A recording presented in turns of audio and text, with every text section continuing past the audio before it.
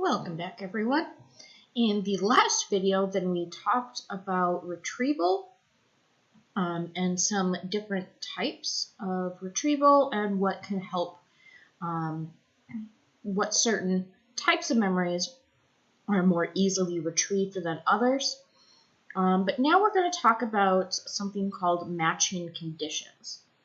And so with matching conditions, then it says that retrieval can be increased by matching the conditions at retrieval to the conditions that existed at encoding. So that's what we're going to talk about in this video, is different types of matching conditions. So there's three specific ways that we can achieve matching. The first one is encoding specificity. The second one is state-dependent learning. And finally, transfer-appropriate processing. So again, all of these are different ways that will increase our retrieval of a memory by matching the conditions at retrieval to the conditions at encoding. So let's get into these three different specific ways. The first one is encoding specificity. So here, this is that we learn information together with its context. Okay, so this is pretty much just saying that the context where you learn something is important. So for example, if you study underwater, then when you go to test, if you test underwater versus on land, you're going to do better underwater because that's where you studied. Now the same thing, if you study on land and are tested on land, you're going to do pretty well. But if you study on land and test underwater, you're not going to do as well. Because the context of where you studied or where you learned something is important. So remember, when we're studying, that's where we're encoding information. And then when we test, we're retrieving. So the same environment that you are studying in, the environment that you're encoding information in, you want to be in the same environment when you're testing. So this is just another example, kind of the same thing, but with a newer study from the 98 that looked at the studying conditions and recall in the context of encoding specificity.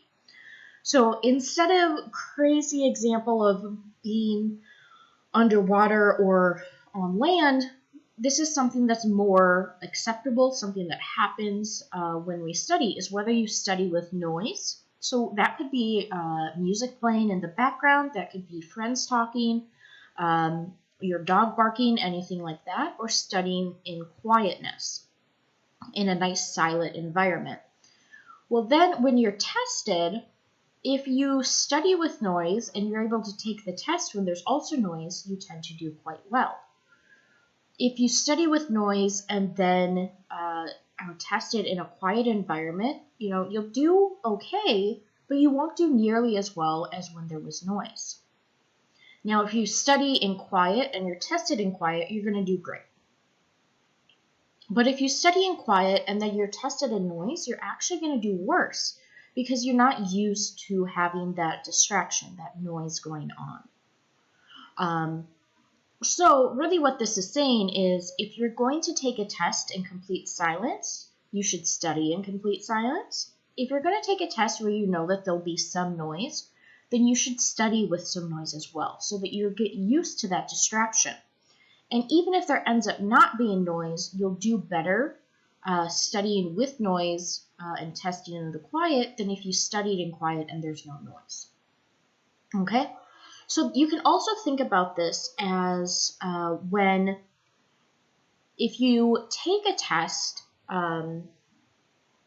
for a class, then you want to try to sit in the same spot as you did during the lectures, because that will allow you to be in about the same context, the same location as where you encoded the information.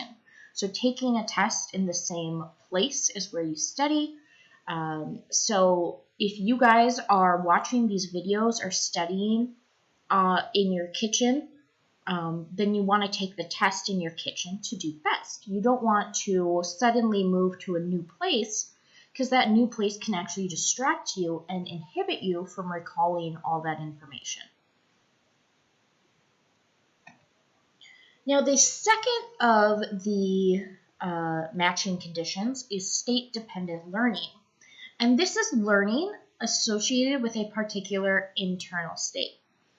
So, for example, if you're buzzed on caffeine when you're studying, then you should make sure you are at the same level of caffeine buzz when you take the test. Okay? There's also a non-drug examples as well, so that could be your mood or level of tiredness.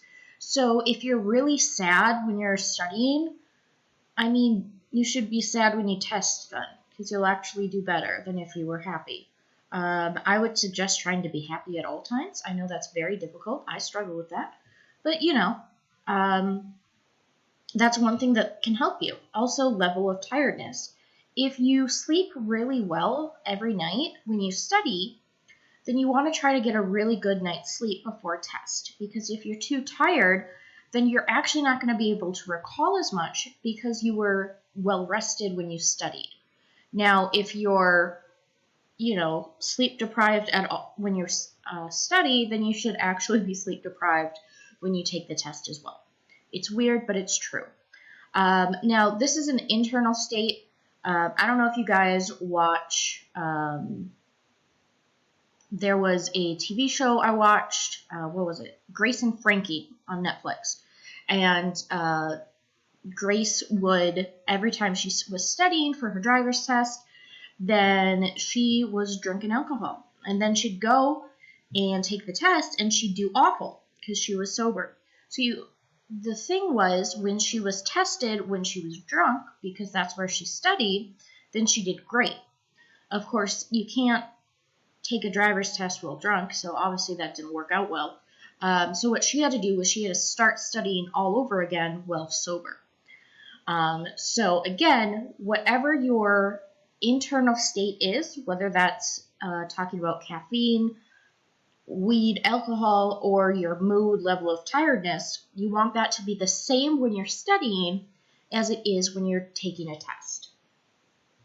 So here's a fun graph that's just showing exactly what I said. So if you're sad when you study and you're sad when you take your test, you're going to do great. Whereas if you're sad when you study and you're happy when you take your test, you're going to do bad, which is kind of ironic because it's going to make you sad. So either stay sad or stay happy. Okay? So that's state-dependent learning. Now the final one of these matching conditions would be transfer-appropriate processing. So this would be when your memory performance is better if the type of task at encoding matches the type of task at retrieval. So here, if during encoding, you're doing a meaning task, but then retrieval is a rhyming recognition task, you're not going to do as well as when encoding, you do a rhyming task, and then retrieval is a rhyming recognition task. So an example here is when you're making maybe some numeric devices or something, if you create a fun naming rhyming task, then that will really help you if you know that your test is going to be on rhyming. Now, if you know your test is going to be a meaning type task, so like in this class, your exam is going to be about the meaning of something, then you should encode using a meaning task. Okay? So you want your study style or your encoding style to match the retrieval style, the testing style. And that's what transfer appropriate processing is. So those are the 3 matching conditions. So that's it for this video, and then there'll be one more video for chapter 7 where we talk about forgetting.